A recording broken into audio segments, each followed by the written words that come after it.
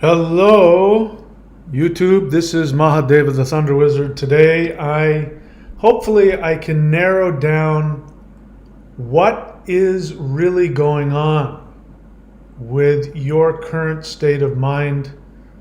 And if you can understand what is happening, it will help you to motivate you to do the very simple things which can free you. I mean, and we're talking about healing you from cancer, from, anything. Healing you from emotional, psychological, spiritual, physical limitation, dis-ease of any kind. This is how powerful this concept is. So we're going to talk about the endless self-reflection prison, how the 3D ego imprisons you. Most importantly, though, how to escape into the 5D freedom that is coming for us all. Hello and welcome. As I said, this is Mahadeva the Thunder Wizard. Before we get into the topic today, if you're new to the channel, even if you're not new to the channel, this channel is not about you listening to me talk. The point of me talking to you today is to inspire you to take the action. Take the action to absolutely give yourself what you want. If I'm not able to motivate you and inspire you to take action, I haven't done my job. So in order to save my ego, it's real simple. Take the action. Listen to my suggestions and follow them. The truth is that every single person who has followed my suggestions to the letter and does them consistently, their life changes drastically. They become healthier, happier, more prosperous. And on a spiritual note, you become a 5D person walking around in a 3D body. So I give you tools to do this. You can go onto the channel. Again, please learn how to search within a channel. Amazing to me how people still don't know how to do that. Find out how to put search terms into the channel, but you can just go on to my playlists, do the meditations, do the guided meditations, do the energy work, do something. Just start doing something. If you really want to narrow this down and have me guide you through it personally, go here to thunderwizard.com, subscribe to the Warrior 90-Day Lightning Qigong. You can unsubscribe whenever you want. Courses.thunderwizard.com, my certifications, my services, my Vedic astrology readings, rune readings, other kinds of things like that. And of course, my books, Interdimensional Revolution, which you can find on Amazon, Kindle, and Audible. All right, so let's get back to the subject. The endless self-reflection prison. So I've made some notes today because what ends up happening is I get so excited about what I'm talking about, I get distracted because my brain is always firing in new ways, and so I end up going off on tangents. So I'm going to just talk through some notes. So you have the human animal limited identity. Today we're going to be talking about the construct of identity. Your construct of identity actually completely, totally determines everything. Your identity. The identity feels like a real solid thing, and it's not. It is a construct. It's a character. It is a coat you wear. It doesn't really exist. But it determines everything that you do. I used to be an actor, and I'm really glad I was, because it taught me more about how to be a 5D creator than anything else. Because, as an actor, when you're reading a script, you can see the lines that the person is saying, you see the actions that they're doing. And in order to be able to play the character, you have to ask yourself questions. What you're really doing is you're creating an identity. It's a program that you put in your brain, and you sort of walk into that program. And a good actor is somebody who creates a really strong identity for this character, even if it's completely opposite them. They walk into it and then they show up on stage or in front of the camera and you go, oh my God, that person's such a great actor. But all they've done is they've created an identity that they simply slip into and take off. Now the actor has the ability to know that this is make-believe. So even if they're into it and they're crying and all the, their body is reacting like it's real, the moment that the director says cut or the curtain comes down, they drop and they go back to who they really want to be. And I learned something very important, which we'll talk about. And I remember learning this in college. And I remember reading that test pilots, whether or not they were actually in a plane, testing a plane, or whether they were imagining if they were testing a plane. Whether they were imagining it or whether they were really living it, science proved that their body, their brain, and their nervous system could not tell the difference between an imagined reality and a physical reality. And this is very important. I want you to remember this. Your brain, your nervous system, your endocrine system, your glandular system, which means your DNA.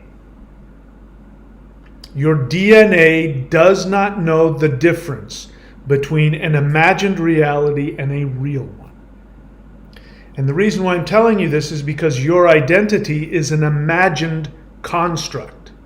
It is something you have constructed in your imagination. It now is the character that you play in life. It determines all of your actions, all of your thoughts, all of your feelings. And it determines your DNA. You can have two twins. In fact, this is proven. You have twins, exact same DNA. They make different choices in life. They have different emotional lives. They have different mental lives, and they take different actions. And by the time they're middle-aged, you look at their DNAs have shifted. The people who have negative internal environments have DNA that tells, if you go off the assumption that your DNA, you're born with it, your destiny, you'll look at their DNA and you go, oh my God, you are destined to have this disease. It's in your DNA. There's nothing you can do about it. You look at the same twin, the twin brother or sister who had a different internal reality throughout their life. They had different emotional reactions, they had different thoughts, and they took different actions. Their DNA will say they are a completely different genetic person. They won't have those same genetic markers for those same diseases. So we know now that the DNA is not something you're born with, it's not set in stone. It is a palette. It's a painting that you create. You create it with your internal environment. What controls your internal environment is your identity. Let me say it again. Your DNA will respond to your internal environment. Emotions, thoughts, reactions, actions. Your identity is the controller of your internal environment. So obviously, if you change your identity, you change your internal environment, you change your actions. What does that mean? The age-old lesson of Odin, who sacrificed himself on the tree of life. He sacrificed himself to himself. It means that he discarded his previous identity for a new identity. And as a result, the mysteries of the universe, which are called the runes, revealed themselves to him. That's called an insight. He had an insight about the nature of reality, but that wasn't enough. Many of you are addicted to having insights. That's why you watch videos. That's why you listen to self-help talks. That's why you listen to podcasts. That's why you read books. That's why you watch my channel. You're addicted to the rush that comes to you when you have an insight. But I'm here to tell you that's not enough. When Odin had the insight, When the runes revealed themselves to him, then it says he took them up. Screaming, he took them up. Which means that he had to die to his old constructed identity of who he was. And it was painful and frightening. He took an action that was different. And so creating a new identity means dying to who you are. If you're not willing or able to do that, which by the way is simple to do, it may not be pleasant, but it's simple. If you're not willing to do that, nothing's going to change.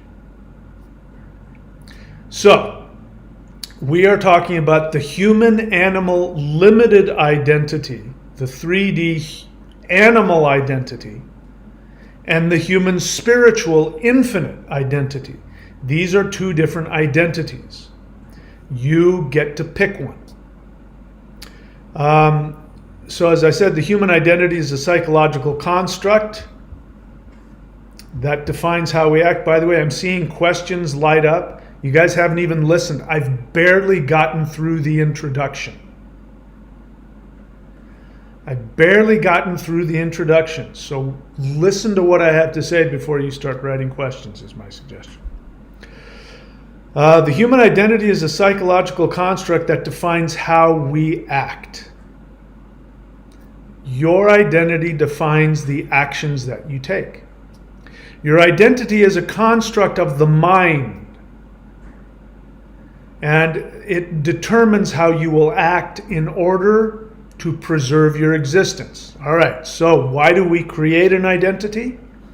We create an identity because the mind needs it, and it believes that the identity will preserve you.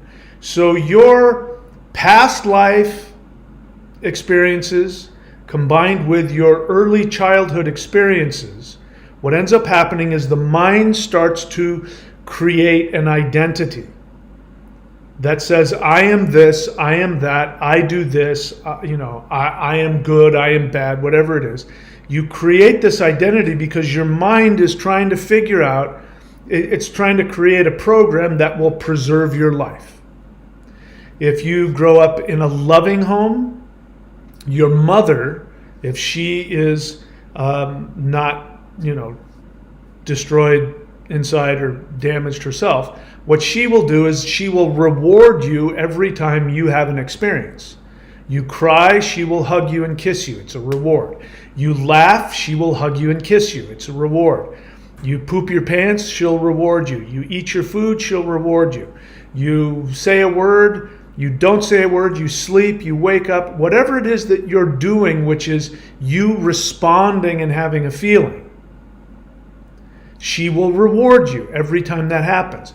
The end result of that is that you create an identity of, if I'm my authentic self, the universe, the mother, will provide me with all of my needs. So you start to create an identity around what you perceive to be your authentic self.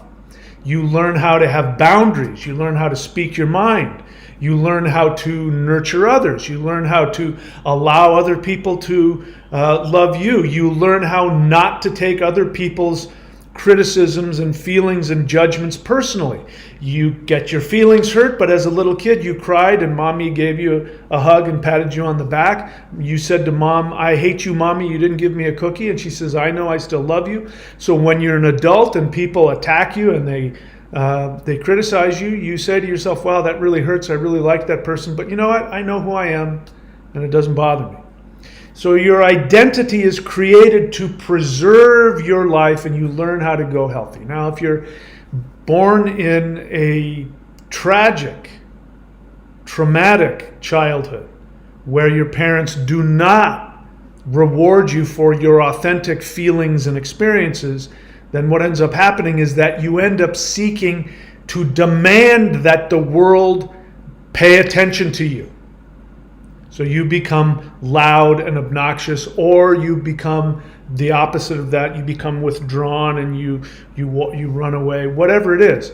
You learn how to create a victim mentality because you've learned in your past life and or in your childhood, you learned that by being self-destructive, you get negative attention, which you conflate with love, which we associate with survival.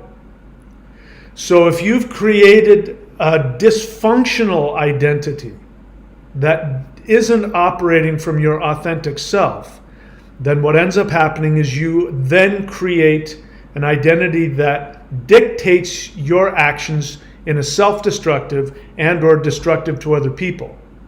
And what ends up happening then is no matter what comes back to you, if somebody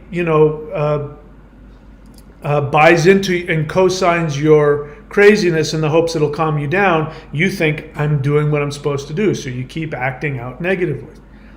If you act out negatively and people abandon you or respond hostilely towards you, you then have a backup plan, which is a victim mentality, which says, see, I told you, this is just the way people are. They're evil. You can't trust them. The government this, false light beings that, and reptilians this. And no matter what you do, you respond negatively because that's your identity. It is the program that determines your actions.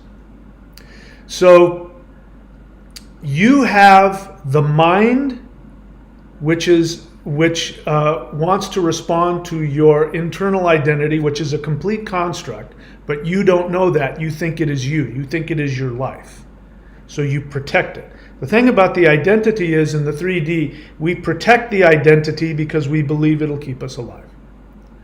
So when we talk about this mirror here, so I tried to find a picture that actually spent a lot of time trying to find a picture. This was the closest I could get. But you end up with this infinite mirror. You've done that where you have two mirrors facing each other and you get in the middle and there's this infinite mirror where the reflections go on forever. You get trapped in that. Your ego gets trapped in that. And here's what ends up happening. Your thoughts create emotions. Your emotions create impulses. Your mind focuses on this. It keeps you in this. So because you believe acting on your identity is what will keep you alive, then what ends up happening is you get trapped in this infinite reflection of ego, which says your thoughts are reactions to past incidents. So when you wake up and you have a negative thought, or you're just going through the day and you have a negative thought, your negative thought is actually a reaction to you reliving a past traumatic event. This could be on a completely unconscious level. The unconscious mind exists, by the way. Unconscious means you're not aware of it. It was something that you deliberately created when you were an infant, and then it got pushed into what is now your unconscious, and now it's just on a loop. So whatever traumas you went through that didn't get resolved, you keep replaying them in your unconscious mind. You keep replaying these in your unconscious mind. Those unconscious past events, memories, pop up in your mind as a thought. So if you've ever wondered why, all of a sudden out of nowhere, negative thoughts just jump into your mind, that's why. A thought can also be you responding to stimuli that's happening in the present moment. But your negative thoughts are you replaying a traumatic event, and you have a negative thought. That negative thought then is responded to by your physical body, your nervous system. Your nervous system wants to protect you also. So your nervous system responds, and you have a negative physical emotion. You get angry, you get frightened, you get scared, you get anxious, you worry. People, the one thing that is common among modern humans is they worry. They worry about, by the way, things that don't exist. They worry about money, which doesn't exist. They worry about reputation. They worry about the future. Is somebody ever going to love me? Am I ever going to be rich? You worry about whatever your problems are. And these are all things that happen because your thoughts are replaying something that happened in the past. And so now your body is filled with all of these negative emotions. Those emotions turn into impulses. And oftentimes they become sublimated in the unconscious, and you have these unconscious impulses. You have to do something. This, by the way, this is Tourette syndrome. I didn't know what Tourette syndrome was until actually the Nexium cult guy. It's too bad, but these narcissists sometimes are brilliant. And he was able to cure people of their Tourette's.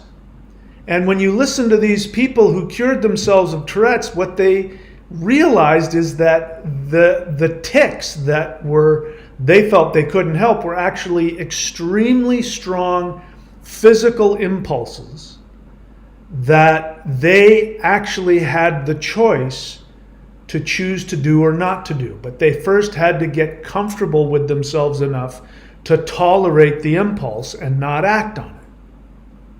And if you ever watched, people with Tourette syndrome, it's never positive.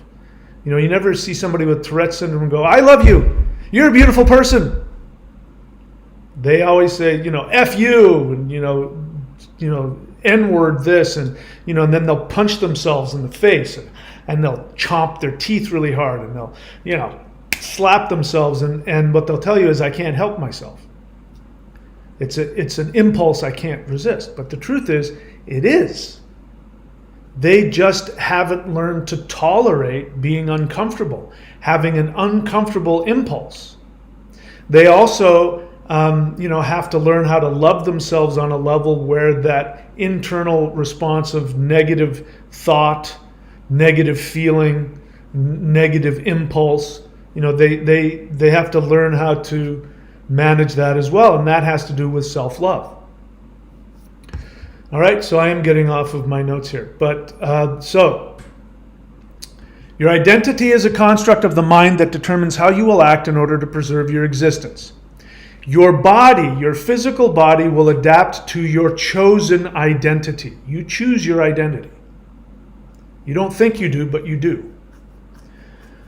Your DNA will respond to reflect the internal environment of mind, thoughts, and emotions. So if you're filled with negative thoughts, negative emotions, that's going to create a toxic soup in your nervous system where you're releasing all kinds of negative fight or flight chemicals in your body, which are designed to give you the strength to escape or neutralize the danger.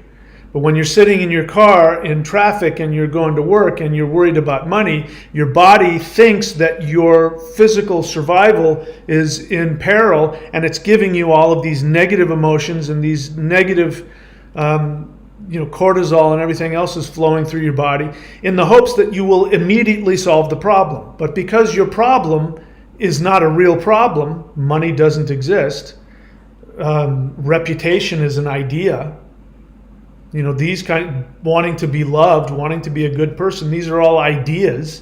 They're not actual predators trying to chase you down. By the way, that's why people who believe in false beings of light and people who believe in reptilians are the same people who are full of negative emotions, and they're addicted to alcohol and drugs. And no matter how many positive resolutions to the problem you give them, they always go back and find something wrong with the world. Those are the people, by the way, that I was referring to when I said earlier on, months ago, I was wrong about some of these conspiracy theories, but I was wrong for the right reasons. Many of you were right, but you were right for the wrong reasons. You just happen to be right. You're already in victim mentality, so you adopt whatever conspiracy theory comes along. It just happens to be that some of those conspiracy theories are true now, but if I give you a way out to overcome those problems, you won't take it, because you're addicted to feeling like you're protecting yourself with this negative internal environment. So your body will adapt to your chosen identity. Your DNA will respond to reflect the internal environment of mind, thoughts, and emotions. So the only way out of that is to literally change your identity. You cannot change your identity if you do not change your actions. So changing your behavior and changing your identity changes your internal environment, which changes your physical and external reality. So let's keep going. So the body is a reflection of the mind. Your body will begin to reflect what's going on in your mind. Once again, what I'm finding is, people with all kinds of physical issues, which become glandular, by the way. People who have glandular problems. Well, that can be a result of an internal environment which creates a glandular imbalance, and then it takes over for you. And then you can literally say, well, I have this glandular problem. But the glands are just simply responding to the internal trauma within. So your body is going to be a reflection of your mind. And the mind is the reflection of the identity. So again, we go back to completely changing your identity. It has been proven, physically, scientifically proven, people with multiple personalities. It's the weirdest thing. People with multiple personalities, some of them will have personalities that are allergic to peanuts. And if that personality is, it's an identity, it's a multiple identity. If that identity is in control of the body and they eat a peanut, they'll go into anaphylactic shock. There will be, all the rest of the identities won't. Some identities will have diabetes and will need to take insulin. Others won't. Some of them will have blue eyes. Others will have green eyes. Things that are impossible. The identity literally determines your physical body. So if you want your physical body to change and you're not able to do it by thinking your way out of it or making slight modifications to your diet, then you might want to completely change your identity. That's only going to come if you're willing to take the action.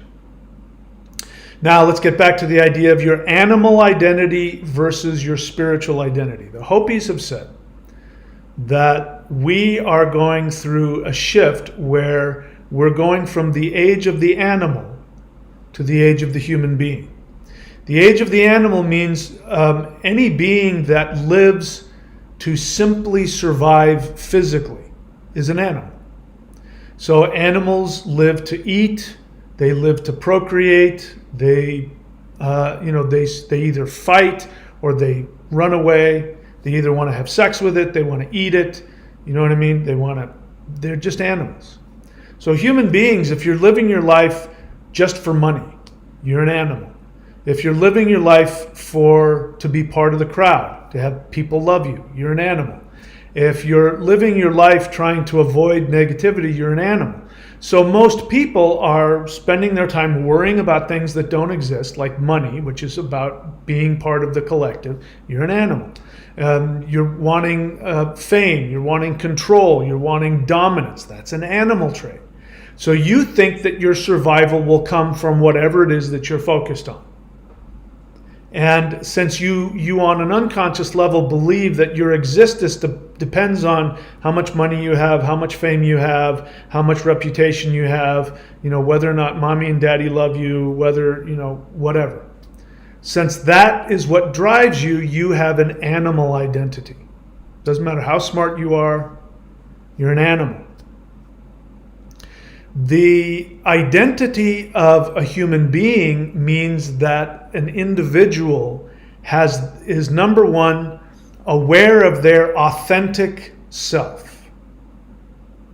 So that was the message of the healthy mother. The message of the healthy mother to the infant is, as long as you are your authentic self, meaning you're not superficial, There's nothing artificial about you. You're not doing anything because of anything outside of you. You become aware of what you truly want, what you truly feel, and what your true essence is, and that is the soul. So a good mother, all she does is she reflects back to the child the ability to simply center and find their soul and then operate from that. So a good mother, a good parent, if you ask, what is it you want to be when you grow up? And if the child says, I want to be a ballerina, you say, good for you. If the child says, I want to be a football player, you say, good for you. You don't say, you can't do that. You're supposed to grow up and take over the business. You can't do that. You're supposed to be a lawyer. You're supposed to be a doctor. You can't do that. That's obviously a bad response. So the parent has no agenda on who you are or how you function, as long as you are healthy, happy, authentic, which means you will be healthy, happy, and authentic towards others. So it's not trying to be good for others. It starts with being good for yourself. So the good parents know that. Parents who aren't so good, who aren't evolved themselves, they will try and make you feel that your value is based on what you do. No, you have to be a lawyer because my dad was a lawyer. No, you have to be a bricklayer. No, you can't do that. No, you better wipe that smirk off your face. What are you laughing about? What are you crying about?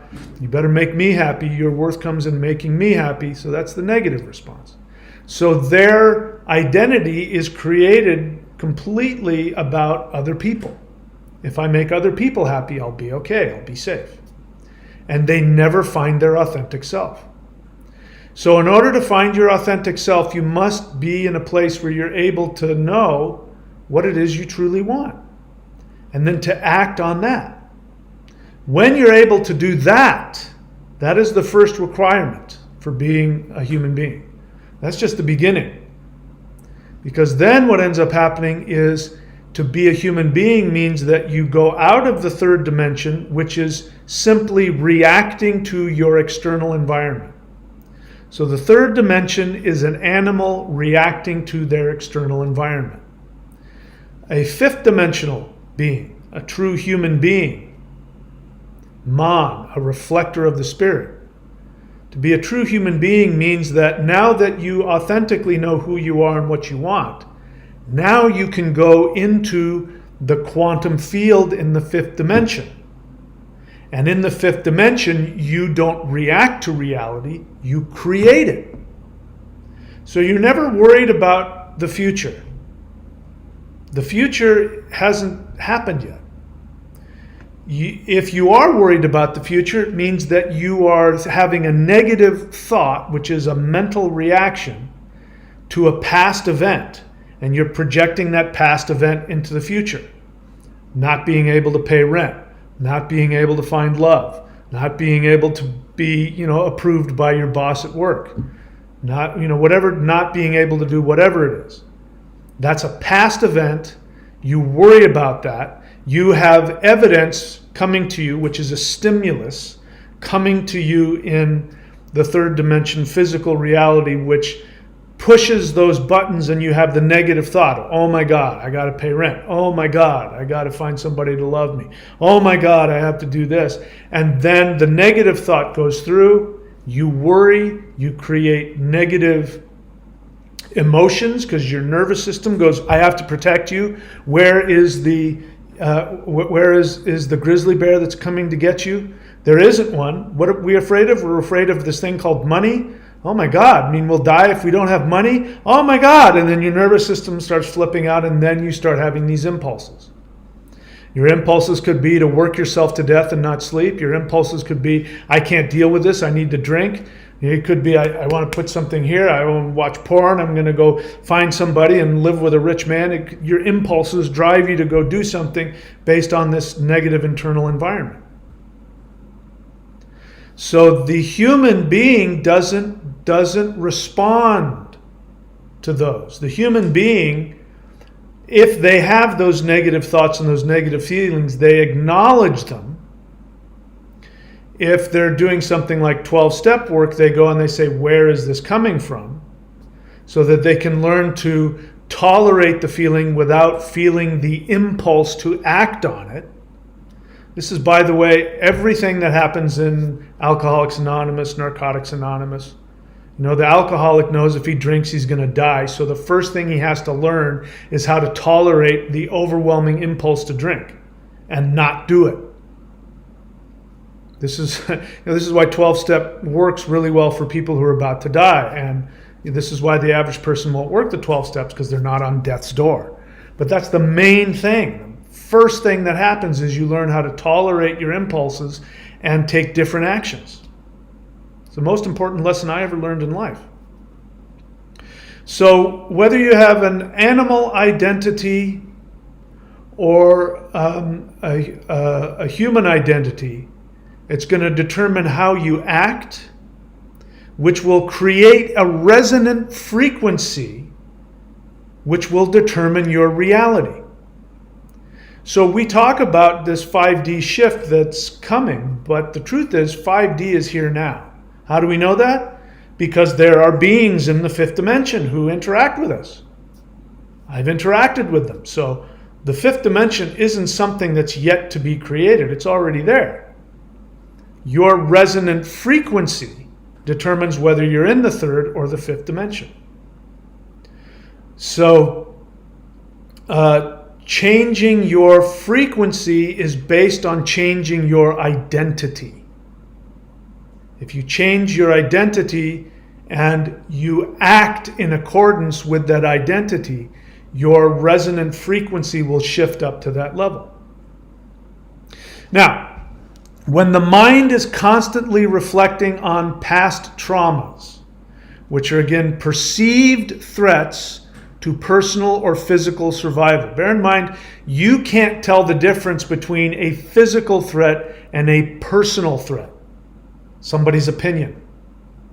You know, there are animals out there that you have a negative opinion about them, they're not going to care. Your dog is different, your dog loves you. But there are animals out there, you know, the birds flying around, they don't care what you think of them.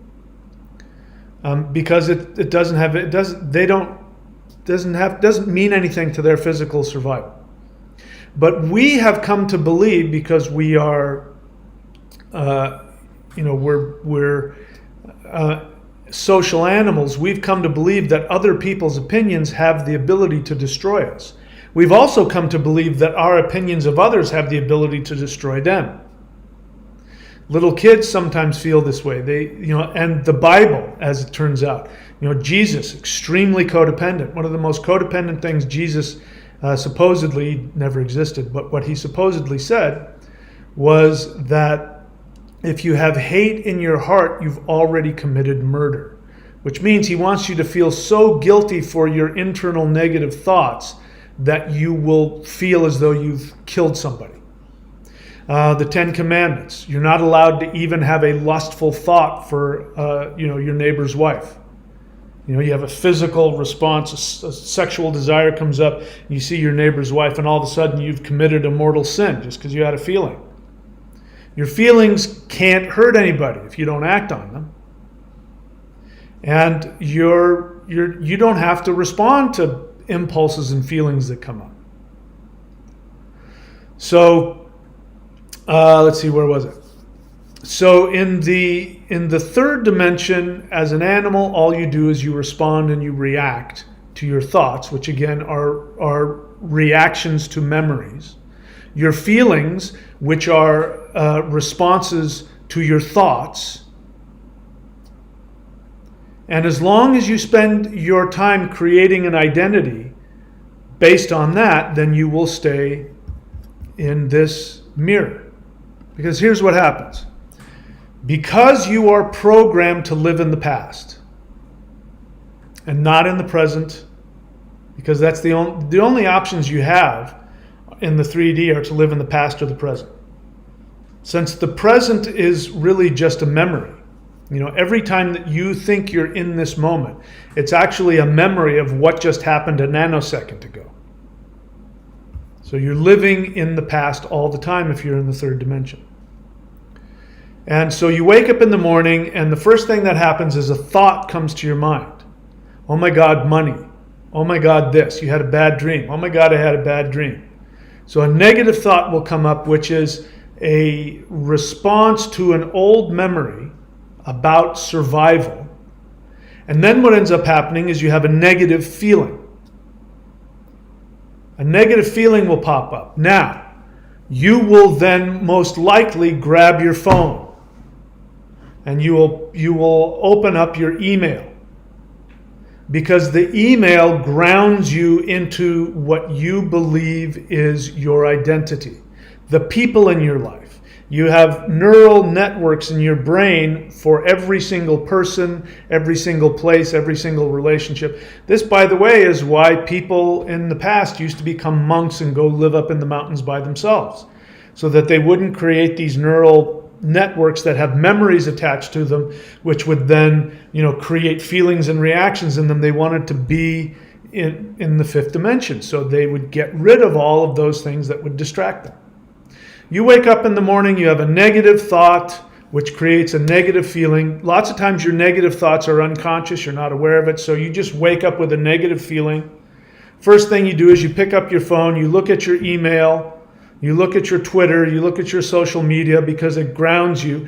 You then start firing off all of these different compartments in your brain of the different people, the different relationships, your job, your kids, your whatever it is.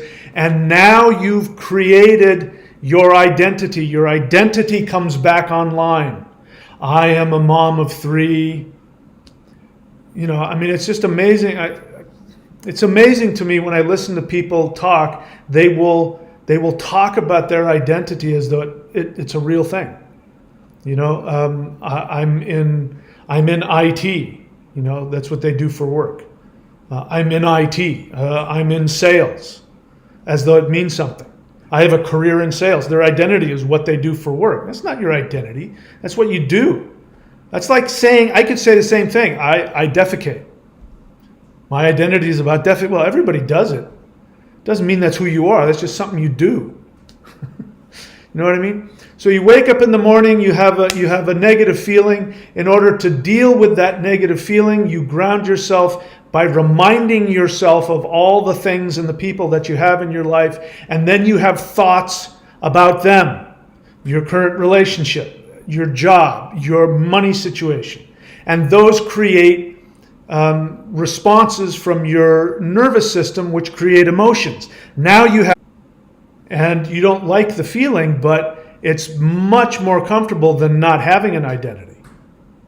And if you do CE5 long enough, at some point you will be confronted with a new identity. I'm seeing here on my screen that something's not happening. Oh, there, I'm back. Okay. All right, so let's see. Let's not get too pulled up. So you wake up in the morning, you get your phone, you blah, blah, blah. Now your identity's back in. Now you're creating all of these emotions. And these emotions, many of them will be negative because you are responding to perceived threats to your survival that don't exist, which means that you cannot either solve the problem or eliminate the threat.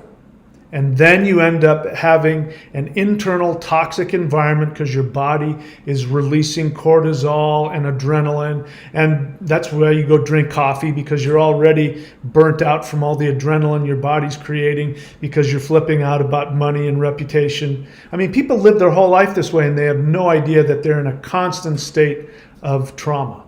Constant. But they're so used to it, they don't know any difference. In fact, they're so uncomfortable when they relax, they can't tolerate that feeling because they're not used to it. So they'll go and get online and, just to create some stress in their life because they understand it.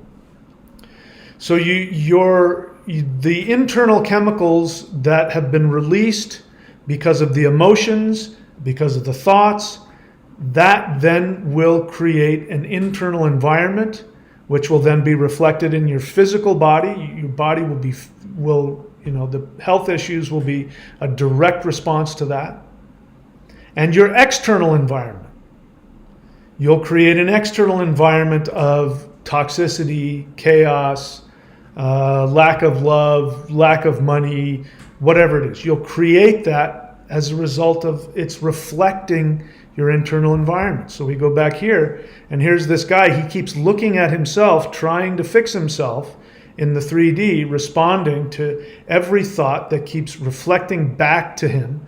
It's an endless, infinite mirror, because you're trying to solve a problem that doesn't exist, which means it just keeps reflecting. It's a ghost you can never catch.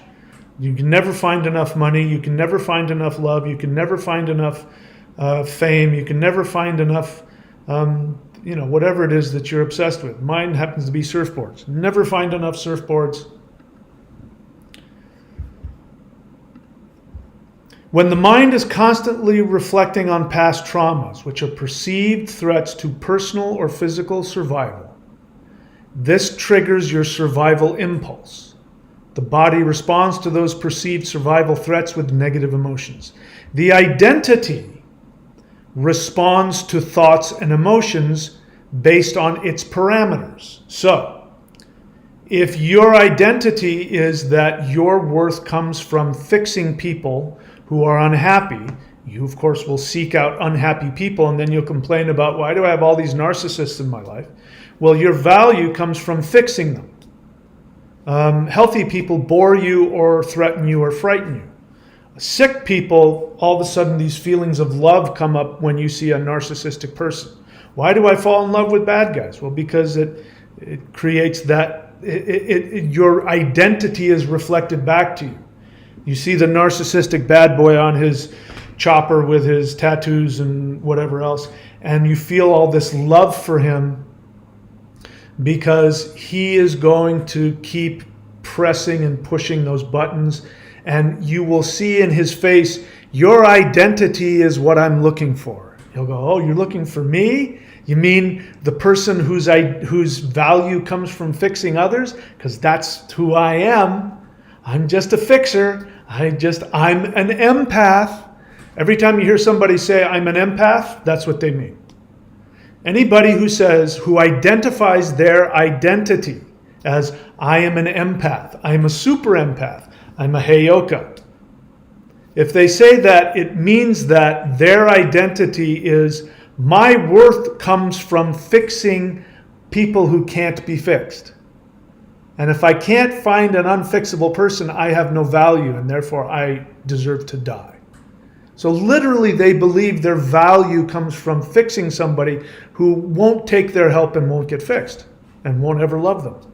They conflate being neglected with being loved, being valued. So, the identity responds to thoughts and emotions based on its parameters. So if you have an identity that is spiritual, which by the way isn't the same as just telling yourself something, that very rarely works. You actually have to have a complete transformation of self before you can create a new identity.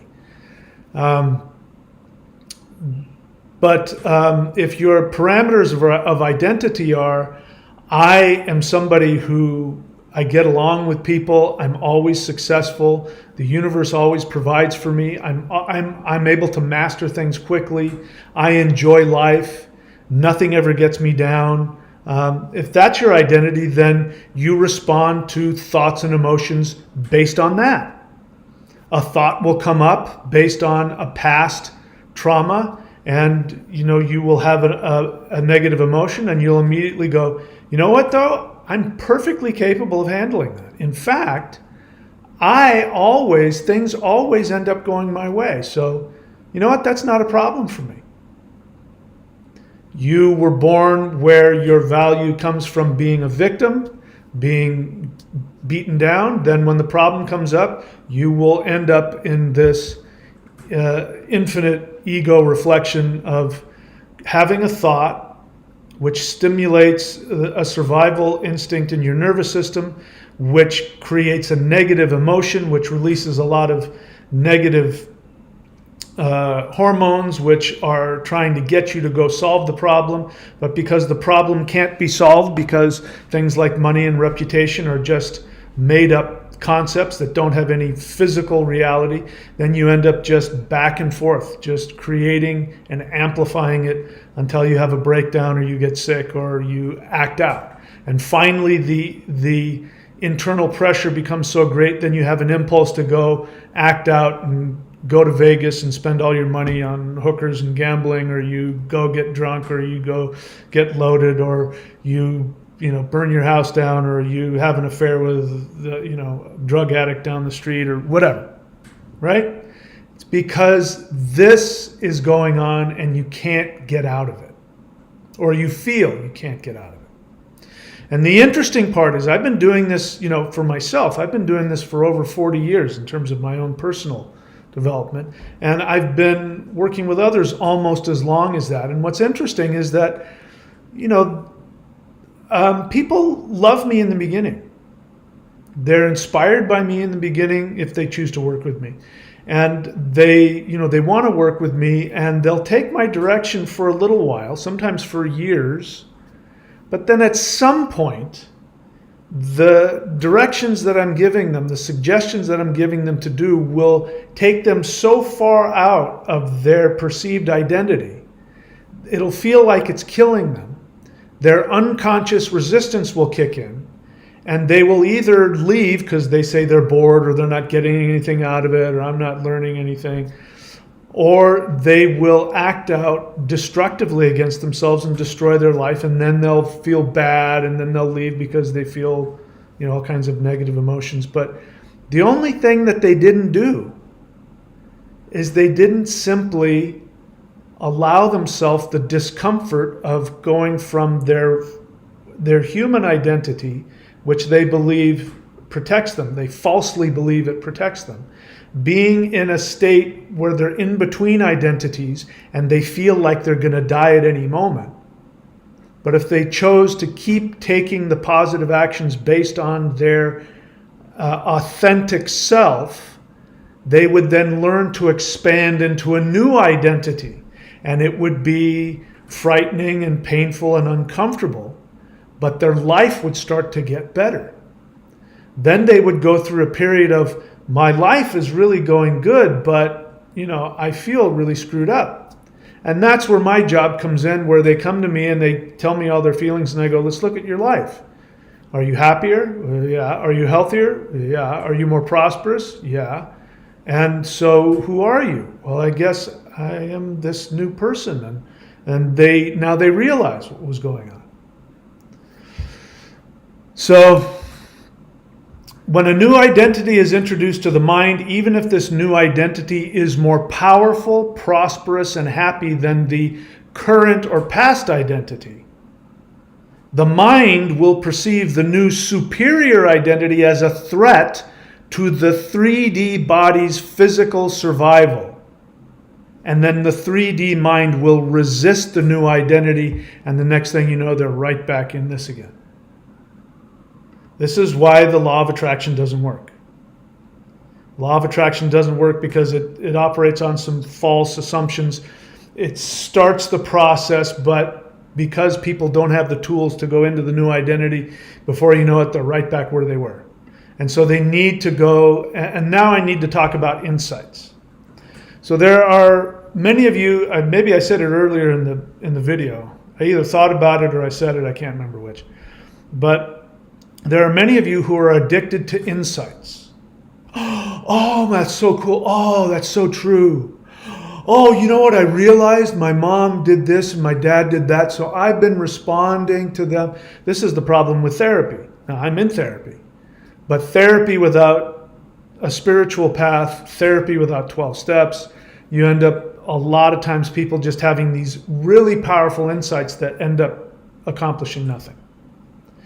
They have a mental awareness, but their body is still sick. They're still emotionally fragile, right? They're not able to tolerate other people's feelings. They're not able to tolerate their own feelings. So all that's going on is they have all of these insights about themselves, and they get addicted to having the aha moment. but then they don't have the corresponding new actions to take. They don't have a corresponding new identity. Because your actions will also dictate your identity.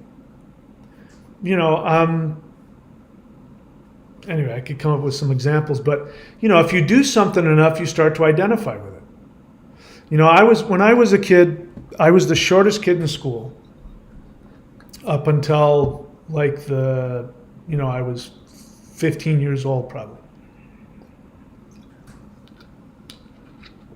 And then I shot up to normal height, 5'9", barely, normal, almost 5'9", I'm not even quite 5'9". And I still felt little. Everywhere I went, I still felt like a little kid. I still felt smaller than everybody. And I started filling out.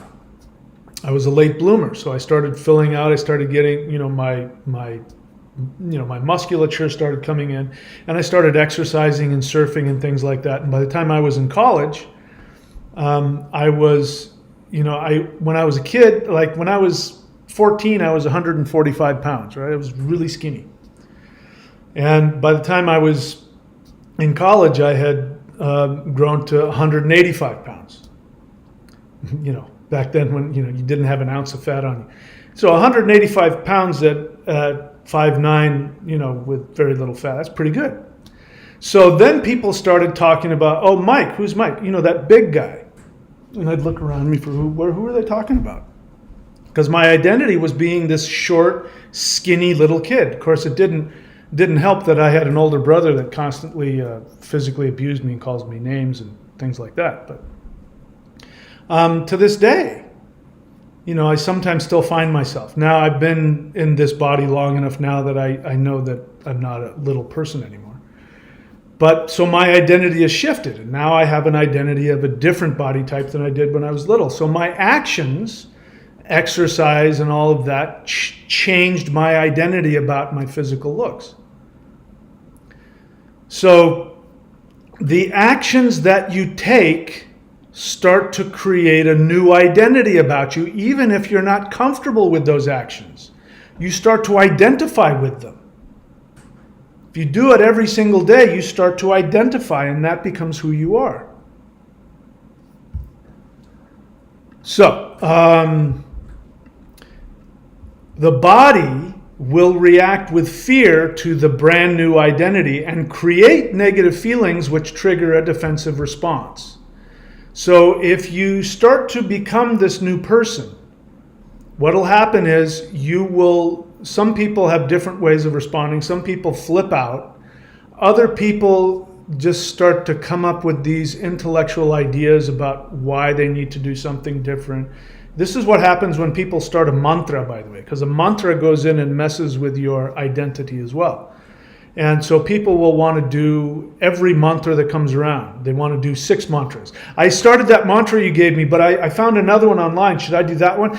Can I do this one and this one together? That's a way of trying to avoid the new identity that the mantra is trying to create for you. So the physical body and the mind will work together to react to the new identity and create negative feelings which trigger a defensive response. Now, if you are somebody who responds to the impulses of those negative feelings, you will then destroy, you will work against the progress that you're making. So do you see the theme here? The theme here is learning how to tolerate the negative feelings and not acting on the impulse. Because when you act on the impulse, you then ground the negative feeling into your body. Yesterday, I went to the store. Went to the grocery store. Now I'm here in Australia. My bank is in the United States. I have an ATM card. Usually everything is fine, but when I go to grocery stores, for some reason, when I buy over $100 worth, they make me sign. Now it's almost never happens. They have to look around for a paper. Some of them have never even seen how you would sign. They don't remember when you had the little thing and you put the card in and you swiped it. They don't remember that. They don't even know what the hell that is. But it's, whatever. I sign it. I take my groceries. So yesterday I go in there. And same thing happens as always. It's over $100. So I hit the, I touch the chip on the thing, and it comes up and it says approved with signature. right? I was expecting it. The guy goes to get a pen, he gives it to me, I sign it. This older lady, who is, I guess, a manager or something, she comes by and she looks at it and then she deletes it and then says, we can't take this. And then I get in this conversation with her and I come to realize she doesn't have a clue what's going on. Long story short, this woman wasn't able to communicate. I couldn't even get her to understand concepts. I just paid with cash and I left, but it bugged the hell out of me. And it bothered me so much, I wanted to call the managers of the store and I wanted to say, this woman, blah, blah, blah, and you need to either fire her or tell her because, and I was getting really upset over it. And I said, why am I getting so upset over this? I'm in the 5D. Why am I so upset?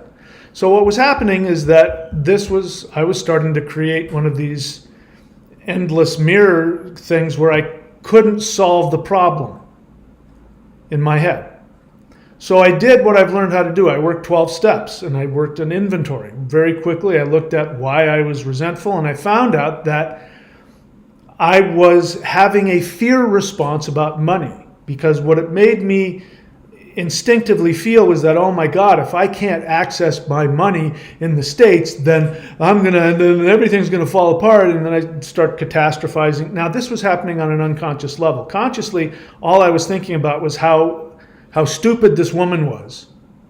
When in reality, I was actually having a fear response to my survival. And I know whenever, you learn this in the 12 steps, that when you have a resentment, it's because you think that your survival is at risk, and it's not. So when I realized that, I went, oh, okay, so it's okay. Look, and it's not a problem. If it happens again, big deal. So what? I'll go to another store if I have to, but probably that'll never happen. It's never happened before. It's probably never going to happen again. I got nothing to worry about. And not only that, money doesn't exist. I live in the 5th dimension, which means I create my reality. So none of this bothers me. And so now I go into that state. But as I'm going into that state, I have to learn how to tolerate all of the fear that's being generated in my nervous system and the impulses to call people up and go back and, talk her ear off and, smash her into reality with my reasoning. And I just had to tolerate that feeling. That's it. I tolerated that feeling, and then I went into last night I went into my 5D interdimensional meditation and started creating and painting my new world that I'm going to live in. So, all right. So the magic mirror effect, where the body and the mind endlessly reflect each other. Remember, the body is responding to the mind. So the mind determines what thoughts and feelings you're going to have based on your identity that you've created. So if you're in a 3D identity, I'm a little nobody, nothing ever works for me, I'm a this, I'm a that, then you're going to have a bunch of fear responses and you identify with that, you get addicted to that, you stay there.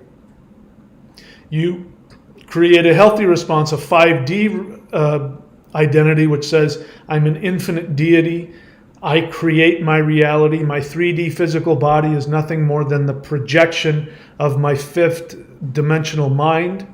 I identify with my 5th dimensional infinite self. You're in there, then you're impervious to all the stuff that happens in 3D. Not only that, but you create a 3-dimensional reality that's beautiful and wonderful and happy.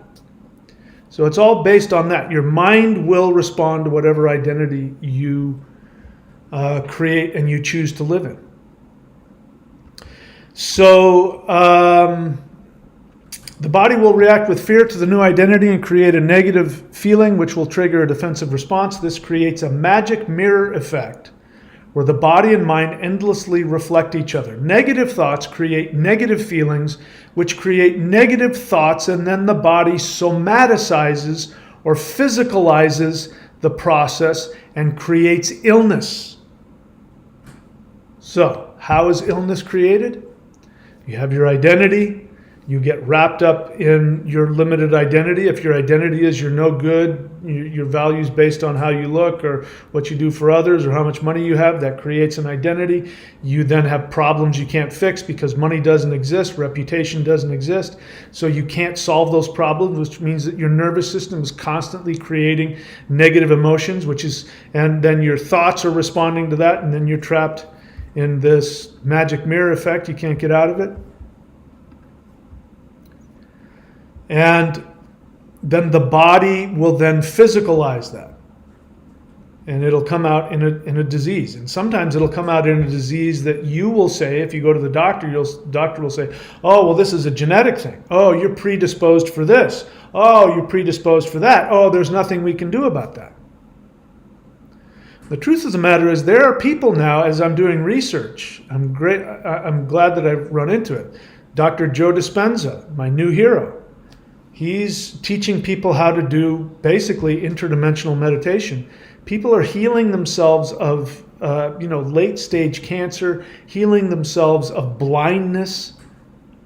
And all they're doing is they're going into the fifth dimension, and without responding to their limited three-dimensional physical identity, they are, because they have to or they're going to die, they are dropping that and they're creating a new identity. And in that identity, they create a perfect body. They love themselves. They deserve to be healed. And then before you know it, their body starts changing. Their DNA starts changing. They were predisposed for cervical cancer last week, and this week their DNA says that they don't have that problem anymore. You can do that, but you have to do it in the fifth dimension. You can't get to the fifth dimension if you don't have a spiritual identity. Your spiritual identity will never be negative. You can't have sin. If you want to have a spiritual identity, you have to drop the idea of sin. You have to drop the common idea of karma. Those of you who believe that karma is something negative that forces you to reincarnate, that's the same as sin. And it doesn't exist. There is no such thing. My teacher years ago, he said, sin, self-imposed negativity. That's all it is. But what about that horrible thing you did? Well, that was in the past. That's the old guy. That old person did that. The other person. The new person doesn't do that. Will you have some karma to pay back? Maybe, but all that means is that you will have to balance out your energetic connection with other people or the world, and that will always be pleasant. You know, people who are healers, teachers and healers, guess what? You are balancing out your negative karma. But I love teaching. As long as people take my advice, I love it. Healers love healing others. In fact, when they heal others, they're healed. So balancing out the negative karma is always going to be beneficial to you unless you resist it. Unless you turn it into something negative, and then it won't be fun. So when you can go into the fifth dimension without any guilt, without any holdover from your old identity of who you are, and you're starting brand new, and you allow yourself to expand into a deity. Because who creates the earth? The gods. Where do the gods live? The gods live in higher dimensions. So let me explain to you again the difference between the third dimension, one of the differences between the third dimension and the fifth dimension. In the third dimension, you experience time as a constant. You experience time going from past to future, and you experience time as being something that is destined. That's written in stone, that you can't avoid. You know, the sun comes up and the sun goes down. That's your experience. There's only one timeline. You know, that's the only experience that you have. In the fifth dimension, time is not linear. Time is a series of infinite probabilities. And you become, because in the fifth dimension you operate from your authentic self, your soul, your soul picks the probability that is most pleasurable to it. So for me, the most pleasurable probability is to live in the forest like I do, on the beach like I do. It's now wintertime. Yesterday it was 80 degrees. The water's 75 degrees. That is my perfect probability. So I'm doing something right because I manifested that and I'm living in it. That's what happens in the fifth dimension. You have a probability and your soul gravitates towards the one that makes it the most happy. You then see that and it crystallizes, and then that's what's created in your third dimensional life. So you either react to your present stimuli in the third dimension, or you create through your fifth dimensional authentic visualizations. You create your reality, which means you create your physical body. Bear in mind, those people who healed themselves of these illnesses, they're now at level 1, right? If there's 10 levels, let's say, they've just got to level 1. They've now learned how to live from their authentic self, and they've balanced out the negative energy they have within them. You know, there's plenty of people that never do that. They never manifest illness. So they're now everybody's at step 1. Step 2 is when you go into the fifth dimension and you start creating absolutely everything that you want, including creating a new world. That's what's coming next. When I go into my meditations, I'm not trying to create something in the 3D that exists. I'm creating what I want in a completely different world that doesn't exist in the third dimension. I'm getting flooded with energy as I say that. They're clapping. Yay! They're very happy with that. That's what we're here to do. So don't wait around for 5D to come. Go and make it. You don't know how to do that? Great. Do CE5. And if you are willing to, higher dimensional beings will crack you open and you will be confronted with a new definition of who you are, and you're going to have to deal with that. If you're trapped in negativity, you're going to have to deal with the extreme uncomfortability of seeing yourself as beautiful and wonderful and evolved. You think that sounds great until somebody shows you that. Then you find out how attached you are to being limited and miserable, because you think you'll die if you're not literally, people think they'll die if they're not miserable.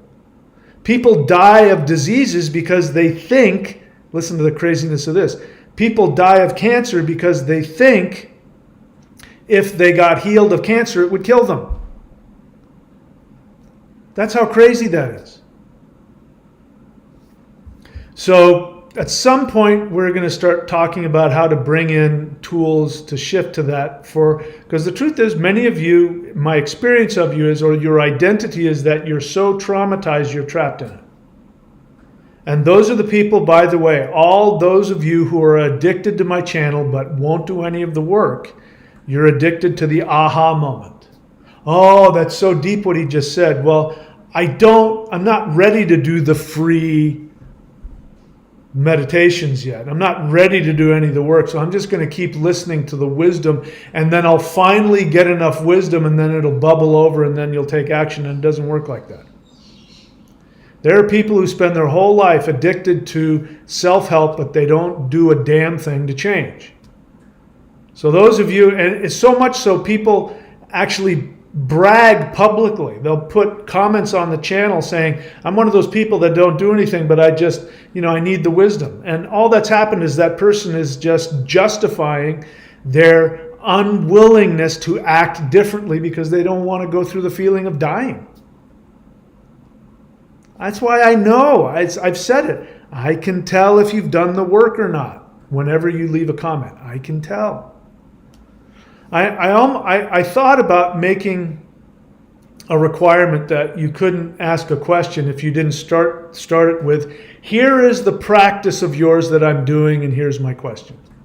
I've decided not to make that requirement because nobody would ask questions, because the people who do the work don't ask questions nearly as much as the people who aren't doing the work. All right, so we're going to have to start talking about the 12 steps work at some point, because the 12 steps allow the individual to introduce a neutral spiritual element to learn how to tolerate the animal identity fear response and still take contrary action, which changes their identity, creating a new person who creates a new reality. So I am going to start talking more about that. Instead of just talking about the 12 steps, I'm going to take you through them. Hopefully you'll do them, because it takes something like that. You've got to, the thing about the 12 steps is it completely changes your identity. And it gives you an ability to take actions. And if you apply that to interdimensional spirituality, there's no end to what you can accomplish. It is what has gotten me to where I am. I believe because I've spent 40 years working the 12 steps. That's why the ETs, when I reached out to them, why they came and bam, they just unloaded all of this stuff onto me, and stuff that I've come to find out they don't do to everybody. Because they knew I could tolerate it. They knew I had the tools to be able to handle the identity shift that was going to happen. They knew it was going to be traumatizing for me, but they knew I knew how to handle it. So if you want to have a stronger relationship with these beings, and you want to be able to go through that, then you're going to need something like that. All right. That's it. I'll stop babbling and I'll take questions. If you have a question, and you know how it goes, write the word question in all caps. Just the word question, and then write your question. If you have a feeling, write a feeling. A question is based on what I'm talking about. You have a question about what I'm talking about, not about what somebody else said down the street or on some other channel.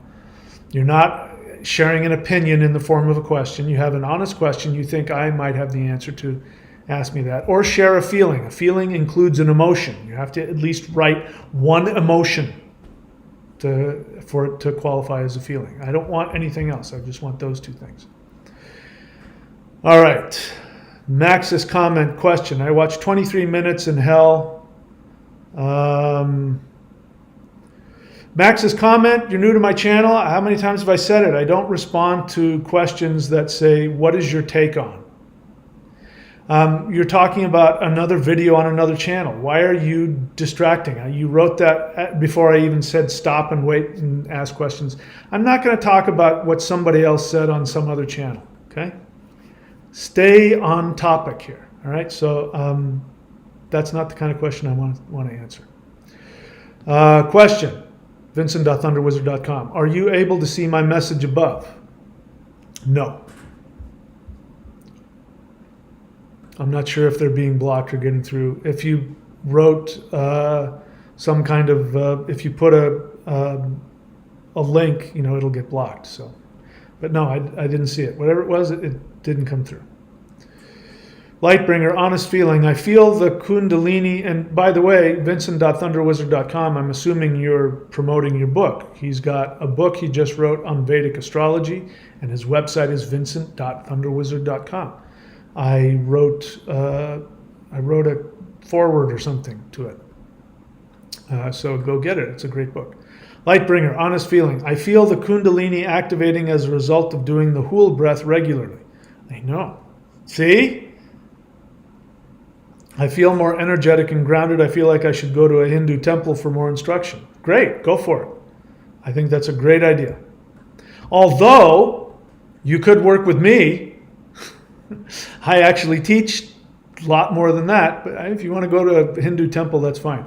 But bear in mind, Lightbringer, if you're new to my channel, the Hool breath is not a Hindu mantra.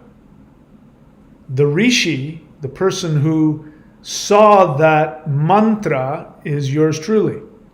So if you want to learn from the light beings that taught me that, I would be the natural choice to learn from.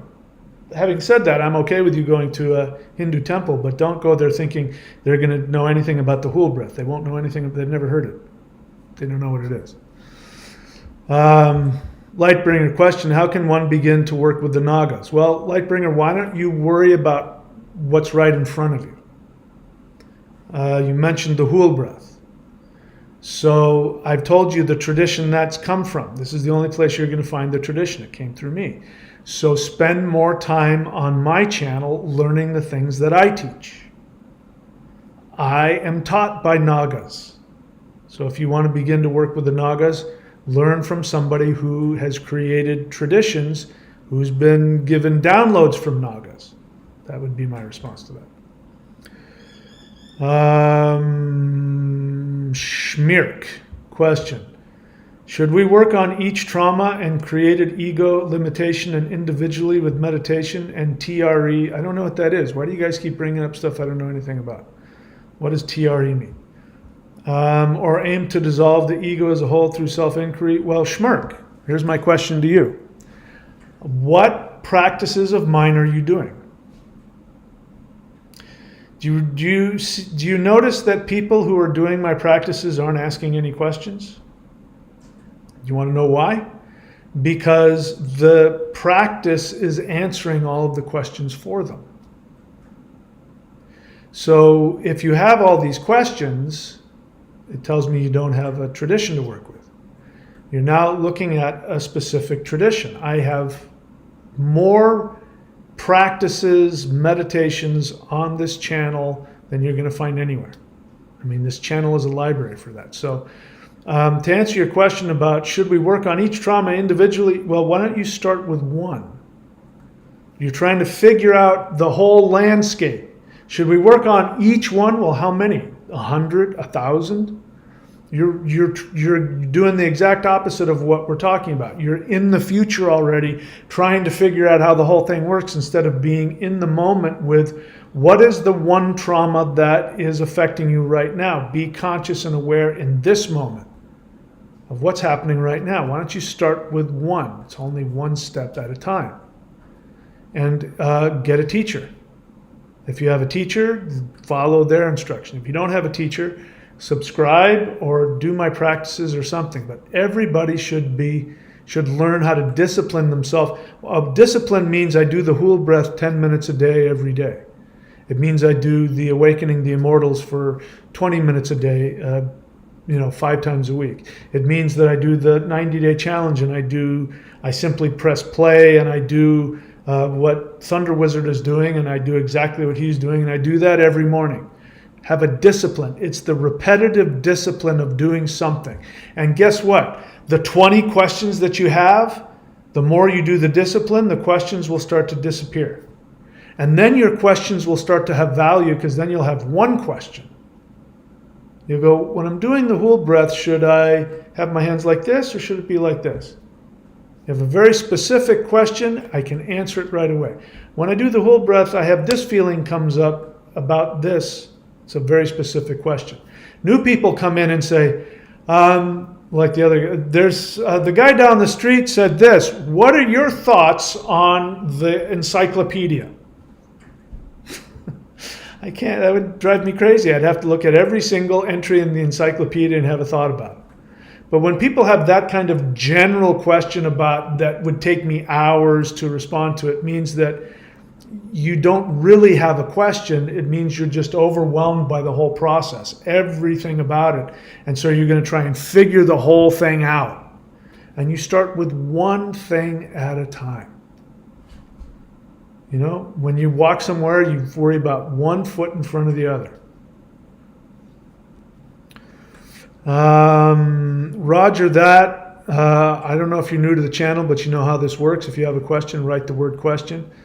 You have a very passive-aggressive thing, define satisfaction. I'm not here to follow your orders, so I'm not going to define that for you. You say, are we still an individual in the other dimensions? If you have a question, how this works is you write the word question. Look above you, Schmirk did it. I wrote the word question in all caps. So you say, are we still an individual in other dimensions? My question to you is, are you an individual in this one? Why are you asking me about other dimensions? Have you mastered this dimension yet? If you've mastered this dimension, here's what happens. You have no fear, you have no anxiety, you have no physical, mental, other relationship traumas. You have feelings and problems, but you've got all that worked out. So if you've mastered the third dimension, what difference does it make if you're still an individual? So what does that mean? Are you afraid that if you go into the fifth dimension that you'll lose your identity? Because that's your question. Your question is, do I have an identity in higher dimensions? This is actually, even though I'm giving you a hard time, this is actually a question that you will answer when you change your identity from a three-dimensional identity to a fifth-dimensional identity. And also it says, if you were paying attention to what I was talking about, you would have heard me talking about having a fifth-dimensional identity, which answers your question, that yes, you have an identity. The truth is that as you go higher in dimensions, you have a more streamlined identity than you do in the third dimension.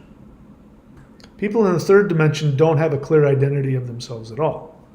Because if you did, you'd shift immediately up to a higher dimension. What else? Ayub, question. This might be a dumb question to you, but what's the difference between celestial qigong, lightning qigong, and thunder qigong? Well, it's not a dumb question, but it tells me you haven't done any of them. Right? And again, you're doing the thing where you're trying to figure out which one is best. The truth is, whichever one you pick is the best one, because at least you'll be doing it. But right now, you're in the future trying to figure out which one is the best one for you. So the difference, the differences are negligible. The celestial qigong has some movements and is more about postures, and it was the first qigong that I reverse engineered from the Maoshan 5-element spirit fighting practices. And I was looking for where the power came from, and I isolated it to some specific postures and movements and meditations, and I created a qigong over that. And qigong masters, people who have are masters of Tai Chi, masters of Qigong, when they do the celestial Qigong, they get back to me and they say, I've never felt this level of refined energy in my life, and I've been doing this for 20, 30 years. The lightning Qigong is more of, it's the celestial Qigong could be seen as a foundational practice. If you do the celestial qigong and you do that for the rest of your life, you won't need anything else. It'll do the job for you. If you do the lightning qigong, you will stimulate kundalini as well as chi, as well as the lightning energy of the heart. So what do you want me to say? Which one is different? Which one is better? You're asking the difference. This is something you figure out through practice. You want to figure out what the difference is? Go do them. Thunder Qigong has already been incorporated into the Lightning Qigong. Just do one of them. Just pick one. And then you'll find out. What else? Agent of the Universe. Oh, wait. Betsy. Okay, let me go back here. Maclovia Padilla. So Roger that again. If you need to ask a question, you see I passed it by because you didn't write it in all caps, which means I won't see it. So Roger that, I can tell you're brand new to my channel because you're trapped in your intellect, my friend. Nothing personal, but a question like, how did imperfections ever manifest from perfection? You're trapped in your intellect. And your intellect can't save you. You can't think your way in or out of this. There are assumptions in there that perfection came before imperfection, that imperfection manifested from perfection. Those are all assumptions, and they're all thoughts, and they don't serve you. You can't think your way. This is why pot smokers very rarely make any real spiritual progress, because they get stuck in their head having these great insights, but it's all up here in the head. I'm here to tell you that transformation is a physical process. You must transform your physical body and your energy and your psyche. Your thoughts are the last thing to shift over. Because thoughts are reflections. Thoughts are the intellect. Thoughts are the 3D. Thoughts are what save you. Thoughts are defense mechanisms. Intellectualizations, philosophy are defense mechanisms against the emotions. So what I'm telling people is, yeah, you can't be in a state where your emotions dictate your actions, especially your negative emotions. But I'm also saying you have to have and be conscious of all of your feelings, which is the opposite of what happens when people get stuck in their head.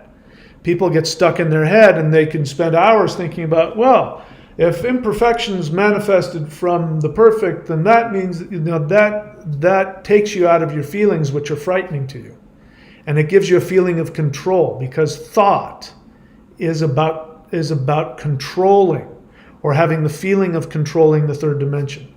So the intellect, the word intellect, is a Latin word, and it means to pick apart from among. In that is the word that we have, in Latin, the word to read, legere. In Spanish, it's leer. Legere means to pick apart. And that's because in Latin, they didn't have any word breaks or any periods or commas or things like that. So you just see this string of letters, and you'd have to pick apart the letters to form the words. So reading was picking apart. Intellegere, the intellect, that which picks apart, is literally living in this reality and then separating things so that you can classify them. That's up, that's down, this is right, this is left, this is good, this is bad, this is perfect, this is imperfect. These are all intellectual judgments, and they mean nothing. Except they give you a sense of safety because you feel separated from all these things. Imperfections without understanding them are frightening thoughts. But if I think about it and write a big novel and philosophy, and then I feel like I understand it, when in reality you don't understand anything. I'm an intellectual person, so I got nothing against the intellect, but the intellect is a third dimensional software in your brain that helps you feel as though you're not going to die. That's it. So focus on the feelings, not on the thoughts, and then learn how to have the feelings and act from your soul. Who cares? The answer to your question is the universe doesn't work like that. The universe doesn't work from there was perfect and then the imperfect came. The universe doesn't work like that. When you go into higher dimensions, you realize that there isn't a linear A plus B plus. It doesn't work like that at all. And if you do the practices, you'll know what I'm talking about. So I encourage you to do that. Maclovia Padilla, honest feeling, diagnosed in January with stage 3.4 cancer. I'm very sorry to hear that, Maclovia. Feeling so grateful for the chance to see so clearly and quickly how I'm not focused on healing but living. So Maclovia Padilla, right now, before you do anything else, go and look up Joe Dispenza. Maybe even go to one of his seminars. Learn how to heal those traumas by going into the fifth dimension, and do CE5 now. Like, do CE5 every day and go in the fifth dimension and heal yourself. Imagine going there and imagining your perfect body and all of that kind of stuff. But it means that there's some unresolved traumas that have somaticized in the body. And while it's helpful to go and psychologically look at those traumas, that isn't the answer. The answer is to go directly to the fifth dimension and create a new identity for yourself and create a new body in the fifth dimension. Read how, find out how Joe Dispenza healed himself from a broken back, all that. So I'm sorry to hear that. Thank you for your bravery in sharing that with us. Those are my suggestions to you. Betsy Burman, question. Please write the word question in all caps. Would trying to heal ourselves energetically from physical issues work as balancing? What does it mean to try to heal yourself? You're already working at a negative. It doesn't even sound like you know how to heal yourself energetically. But understand that your identity will determine what you do energetically. So, Betsy, it sounds to me like you don't have a practice, you don't have a teacher. Correct me if I'm wrong. So the first thing that I would recommend that you do is learn through a discipline what your identity is, your physical identity. I don't know what you mean by balancing either. That's a term. I just, look, I don't know you. You're probably new to the channel, so forgive me, but I'm direct. I just tell people what I see, and I could be wrong. But what I'm hearing from all of that is that you're floundering. You don't really know what to do. I feel some intensity around the word balancing. Like I feel some moralizing around it. A lot of people will use the word balance as a way to justify the imbalance in their life. People that are addicted to drugs or bad food, they'll say, well, everything in moderation, and they throw that out to make themselves feel better as though I'm balancing things out. And I don't know exactly why, but when I hear you say energetically from physical, would trying to heal ourselves energetically from physical issues work as balancing? I don't know what you're trying to balance, but it feels like there's some conflict and some unresolved trauma there. So my suggestion to you is you need to go back to square one. It makes me feel like maybe you've got some codependence in your life. You've got some trauma as a kid, codependent, destructive relationships in your past, right? Correct me if I'm wrong on any of that. But I don't recommend anybody try to do anything. Trying is recipe for failure. You either do something or you don't. So healing yourself energetically from physical issues is by definition balancing. Because the body, what ends up happening is that there's an imbalance on a psychological level, on a personal level. Let me break that down even more. Imbalance on a psychological level is nothing more than you hate yourself, period. You are in conflict with yourself. Here's my suggestion for you, Betsy. Go get my book. I'm going to write it down for you. The Shamanic Secret. Everybody should get this if you haven't gotten it, because it's the most important book I ever wrote. To a Perfect Life. The Shamanic Secret Commandment to a Perfect Life. Go on to Amazon and type it in and get that book. Read that book. It's a booklet. It's tiny, but read it over and over and over and over again. I've got an audio version of it. If you want, you can just play it and listen to me read it over and over and over again. Because the core issue of all psychological, mental, emotional problems, the core of all of it is a conflict between the soul, the infinite soul seeking to please itself in this life, and the 3D mind that is seeking to be loved and accepted in the third dimension. You can't have both. You're either seeking to be accepted and loved by people or society or God, or you are living for your soul. And if you live for your soul, you are automatically healing to all conscious beings in the universe, even if some 3D people won't like it because you're not doing what they want. But you will be showing them how to truly live. So you never have to answer the question, well, is this good for me but bad for others? No, what's good for you is good for others, and what's bad for you is bad for others, even if they don't know that. So my question to you, my suggestion to you is to read that book, because I get the feeling you need to start from that and understand what it is that your soul is trying to tell you and what you are codependently doing to try and compromise, which is really a conflict. And the conflict between your soul and making other people happy always ends up with self-devaluation, self-hatred, self-damage. And it's the core of everything. The core of all problems in the world, both physical, mental, and emotional, is shame. And shame is nothing more than not loving yourself, not believing that your value is based simply on your existence.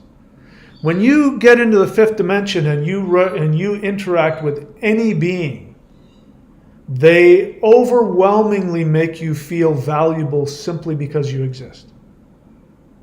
It is the most unbelievable thing. And the first time you experience it, it's shocking.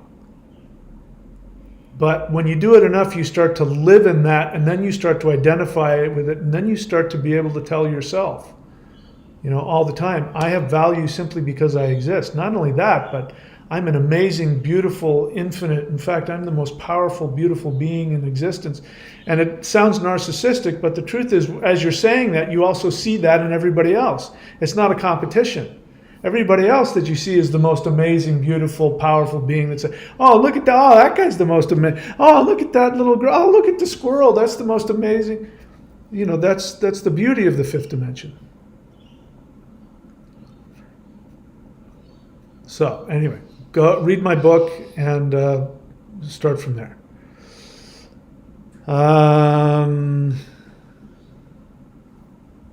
Good for you. Maclovia Padilla is making progress. Congratulations. I'm happy to see that. Good for you. Roger that. Question. How do you view your own aging process? What do you want to know what I wear on it? Why are you asking me about me? See, I get frustrated when I don't think people are asking authentic questions. What you really want to know is, how can you avoid aging? That's what you make it about yourself. So instead of asking me how I view myself, why don't you tell me why you're asking the question? Come from an honest, vulnerable, authentic place about you. You're staying safe, but what you really want to do is you want to be open about your fear of your own aging, right? So ask the question from that perspective. I'll be far more interested in helping you. It's okay, I'm demanding perfection, but for people who spend time on the channel and work with me, they learn how to get, this is why I have people write their feelings, their honest feelings, so that you don't have to do these passive aggressive sort of, throwing a question out there without revealing yourself. Reveal yourself. Let us see why you're asking the question. I'll be much more interested in helping you, because I want to help you solve a problem. And if I don't know what the problem is you have in your question, then I don't feel enthused to help you. But if I see that you're having an issue that you want to solve, then I'll want to help you. Lushka, question, how will everyone's unique world coexist with the other? Lushka, what practices of mine are you doing? You've been on the channel a long time. Answer my question, please. What practices, and be honest, if nothing, say nothing, but please answer that question before I answer. Agent of the Universe question, have you ever felt your body getting lighter, so to speak, from doing consistent awakening the immortals? I've also felt compelled to do it more than once a day. Has this happened to you? So Agent of the Universe, you've been on here for a while too. Have you noticed that you're always asking me if your experiences are normal or if I've ever felt them? What if my answer to your question was no, I've never felt that? Would your experience somehow be devalued because I haven't had your experience? I want to give you an opportunity to stop trying to compare yourself to other people.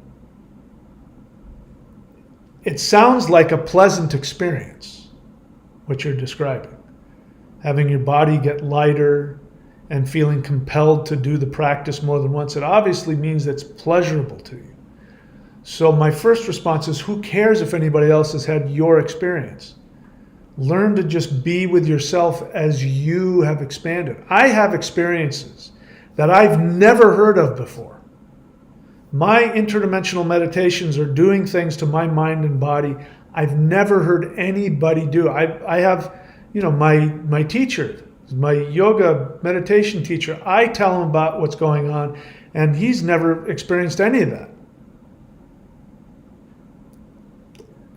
Doesn't change the fact that I can, but he said, last time I spoke to him, he said, whatever the hell you're doing, keep doing it.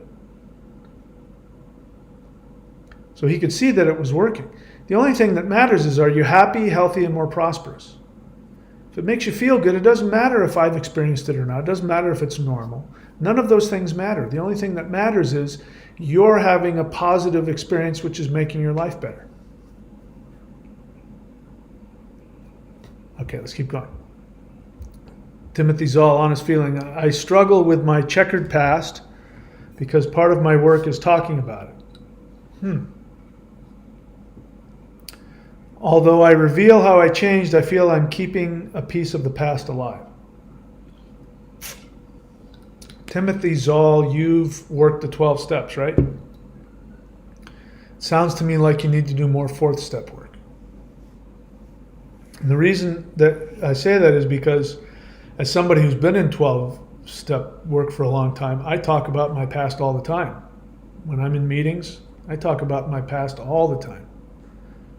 And I don't feel like it's holding on to me. The only reason I talk about it is because they're where I've been.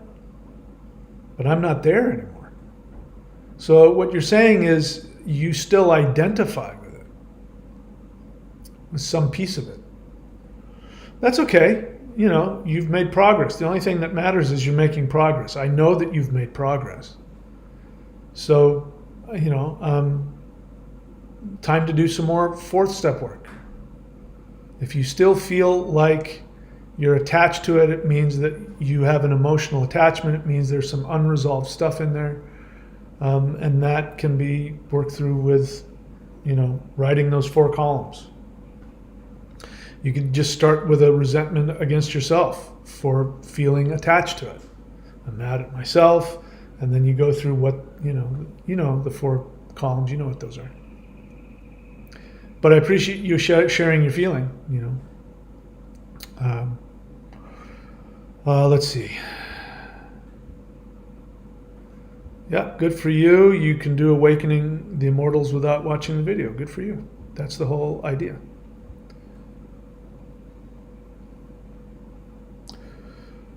Laura, there is no thing called the Hual meditation.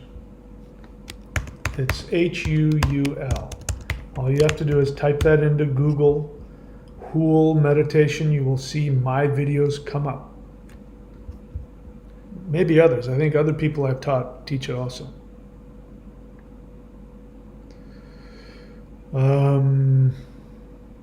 Betsy Berman, you didn't read my question. Is that because I didn't see it or because you didn't write the word question in all caps? But according to you, I answered it, so good. Bindu Vijayan, welcome to the channel. This is not a free-for-all. This is a classroom. If you know more than I do, so much so that you feel you need to argue with me about what I've said, then you're in the wrong class. You need to be in a classroom with your name on the desk or on the door, and then you need to be telling people. But my students don't come in here and argue with me. If you're wasting your time if you feel the need to argue with me, because obviously you know more than I do. So I'm going to repeat what I said. I'm not going to argue with you because I'm coming from truth, and I honestly don't care if you agree with me or not. I hope that you can hear what I'm saying and heal, because if you do hear what I'm saying, you will heal. Let me just say this. If you believe that, it means you're still damaged and you need some healing. And you're still addicted to your victim mentality. Anybody who thinks that there's anything positive about calling themselves an empath It means that you're still attached to your negative, your victim mentality. So I'm going to say it again. I don't know exactly what I said. I'm going to try and approximate what I think I might have said. Anybody who identifies as an empath is somebody who gets their worth, their value. This is somebody who on the deepest unconscious level, probably because of a traumatic childhood where they either were neglected or abused or both. Anybody who claims, I am an empath, I am a super empath, I am a heyoka. Excuse me. This is somebody whose identity tells them that their lovability comes from fixing the problems of narcissistic, emotionally unavailable people who never get fixed.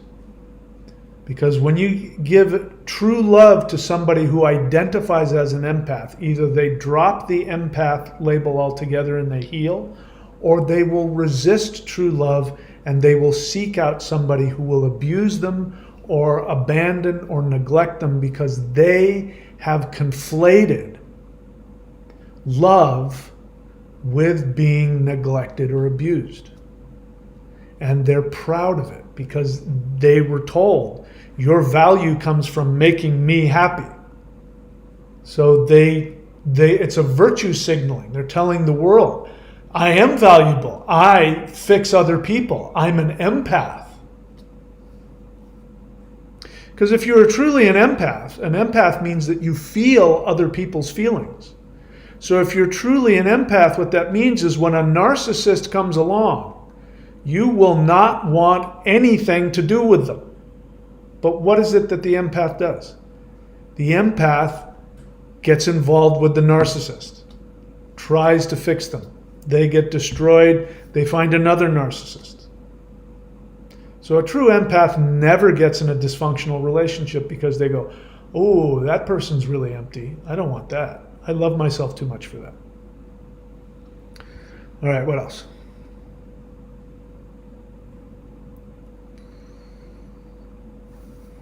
Looking for the questions. Agent of the Universe question, is it possible to reverse my aging process? Yes. Just keep doing the practice and you can figure out how to do that. As I've said, this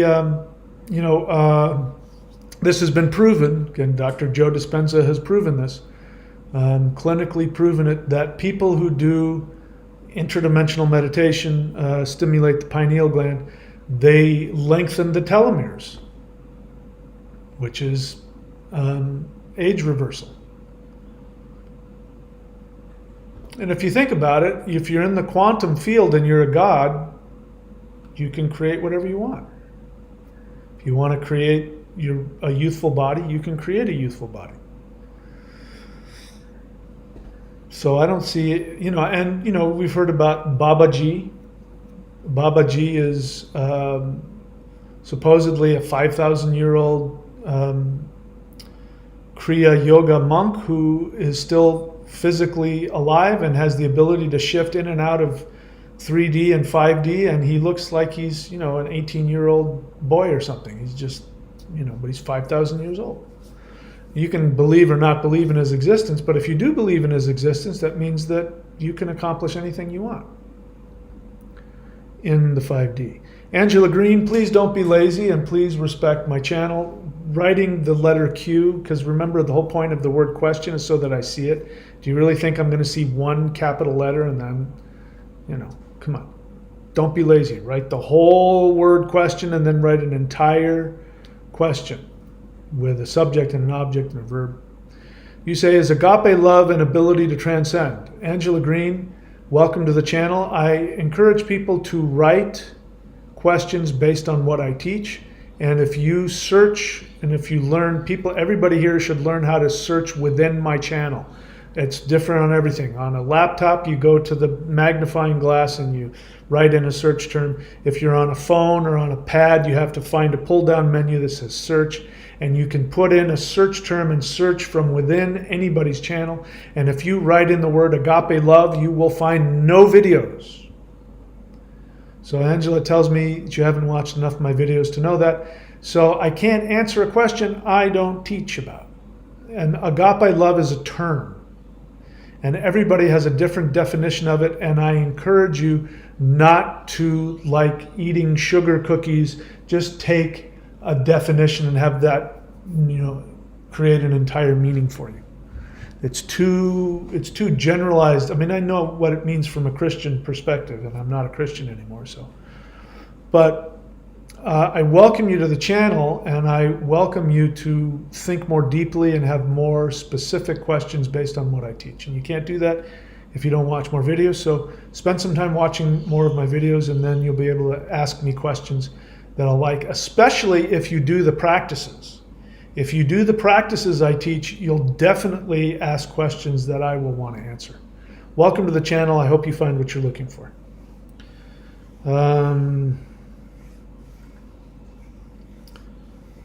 Okay, so I asked Lushka what she did. She said, I practice lightning, qigong, kundalini yoga, and my own practices I've created. Well, that's good, but it makes me wonder if you're doing too much. I don't know, maybe not. I know my question was coming from the intellect. I revealed to myself that I'm overthinking and to focus on my world. What was your question again? Let's go all the way back, because I asked you to tell me, how will everyone's unique world coexist with the other?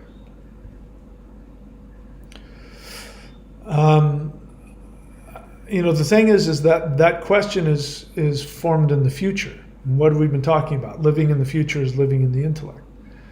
The real question is, how is everyone's unique world coexisting?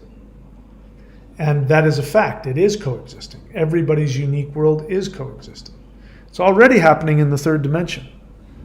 I'm not unaware of the things that's going on with the deep state, with the secret UFO program, with the fake alien abductions, with the war that human beings are fighting against, the one-way war that human beings are fighting against higher dimensional beings. I'm not unaware of, all of the horrible things that are going on in the United States, and all of the political stuff, and all of the, the tragedies that's happening in, to the environment in different parts of the world. And even though I'm not unaware of that, it doesn't define my existence. It never has. I always, when I've been focusing on the teachings of the shamanic secret commandment, what ends up happening is that I always end up in a safe place, in a beautiful place, and my reality is beautiful no matter what's going on in the rest of the world. While people were living in, New York and California, and on this continent in Brisbane, not Brisbane, Melbourne, living, locked down in Melbourne and places like that. I was living in a paradise, where there weren't any lockdowns, and just happened to be I was in a spot where there was no COVID, and they locked the whole, presented anybody in or out. So I got to live here for 2 years without any issues, while everybody else was having real problems. And that's because before COVID ever came about, my soul told me to get up, get out of the United States, and go to this part of Australia, and I did. And then I found out later why my soul brought me here. So your unique individual reality does live with everybody else. Lushka, the question brings out some codependence. That's a codependent question. And that's not a judgment, it's just a fact. It's, what codependents struggle with, among other things, is having their own identity while other people have their own identity. Because they've been trained to put their identity away and absorb the other person's needs and the other person's identity, and they identify themselves with other people. So that's what I'm hearing in your question, that you don't know how to identify yourself and, have other people's identity be near yours. Your feeling is to throw yours away and to merge with them in an unhealthy way. That's what I hear in your question. Maybe I'm wrong. But thank you for answering my question about what it is that you do. And what I saw by asking you that question, you refocused and focused back on what was important. So, all right, that's it. I don't see any other questions. I guess we're done. If you're new to the channel, this channel is not about listening to me talk. This channel is about doing the practices, as we said. If you don't want to come out of pocket for anything, it's amazing. But if you don't want to, you're 10 years old and you live with your parents, or for whatever reason you don't want to come out of pocket, go onto the channel and look at the playlist. There are free practices, the Hool Breath, Awakening the Immortals, all of the Qigong. There are guided interdimensional meditations. And everybody learn how to search within a channel. There are people who have been on my channel for years asking me where this video is, where that video is, and they just simply aren't taking the 10 seconds to search in the channel to find it. I mean, I did that. Somebody said, I can't find this video. I just went and searched for it and it came up immediately. I don't know where it is. I mean, you ask me where a video is, I'm going to have to do the same thing you would do. I'm going to go click on the magnifying glass. I'm going to type in the name of the video and then it's going to come up. So don't make me do your work for you. Learn how to search within the channel. Use the playlists. Use this channel as a library. There's so much, I mean, life-changing, valuable stuff on here. Now, it's overwhelming and you need a guide, no problem. That's what the 90-day challenge is. You subscribe to the 90-day challenge, and then you just simply click. Now it's easier to find now. You just find the little box that says Lightning Qigong or 90-day. You click on it. You'll see all the videos. You go to phase 1. You press play, and I take you through a half-hour exercise, and you just follow the exercise, and you do exactly what I'm doing. And you go through phase 1, phase 2, phase 3, and then you look for all the other stuff that I put in there. It's real simple. And it's the same, if you subscribe, it's the same amount that you'd pay for a video game or a bag of weed.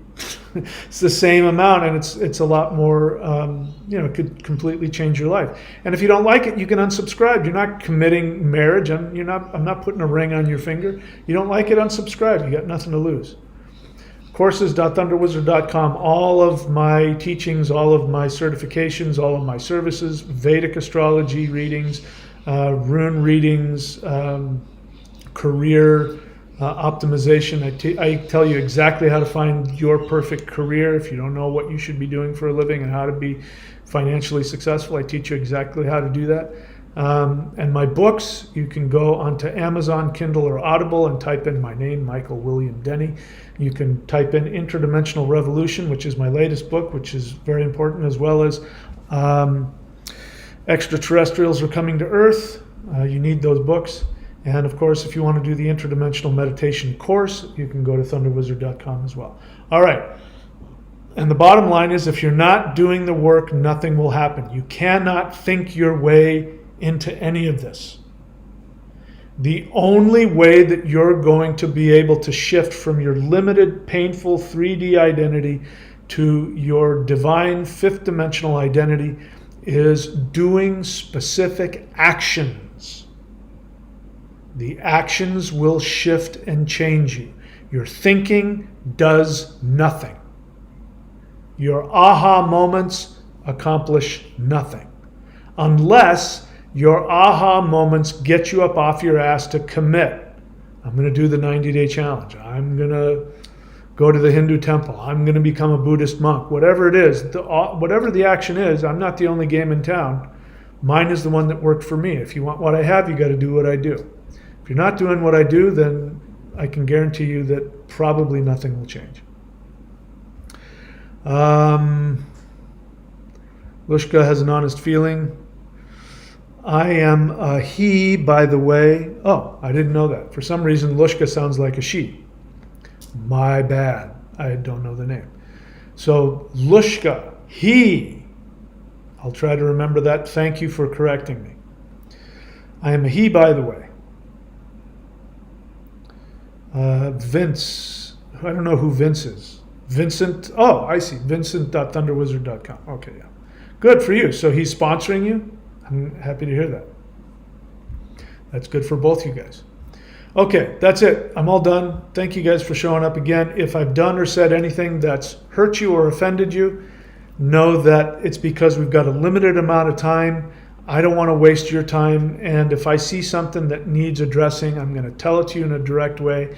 And it's okay with me if you don't like me. It's okay with me if you're mad at me. I still love you. The only thing that matters to me is that I give you the tools. What you do with them is your business. But I at least can say I gave them the tools, and if they took it, great. If not, well, it's now on them. And sometimes you need the bitter medicine in order to heal. So I'm willing to tell you the truth. I'm not on this channel to get, every single person to love me so that I'm the most popular person on YouTube.